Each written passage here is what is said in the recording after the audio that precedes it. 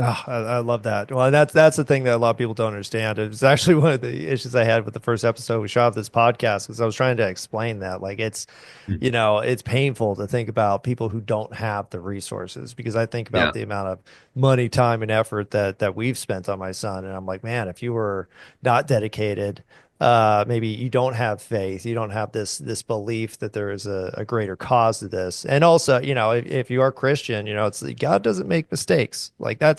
that's part of what we believe, and so Yeah. denying that and saying that, oh no, this was a mistake, this was a disorder that needs to be fixed or but at the same time I also don't like when people come in and they're like, well, God doesn't give you anything that you can't handle, and so you should Right. feel proud that you were given this responsibility. A lot of people Right. struggle with that too, where you're like, what?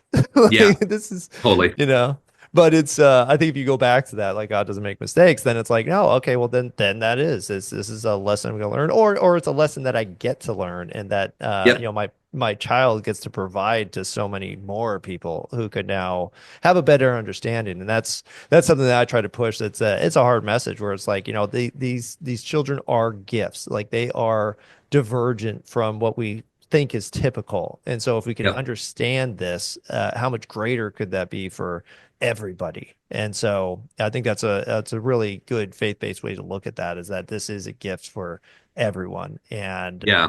it can be tough though, because let's talk about that, just the kind of hardships that you've had to go through where you're fighting Yeah. through the diagnosis, or fighting through the perception of your daughter, like, oh no, she's not autistic, she's making eye contact, or she's Right. extroverted, she can't be different. How do you kind of deal with that personally, and how do you kind of respond to it when that happens?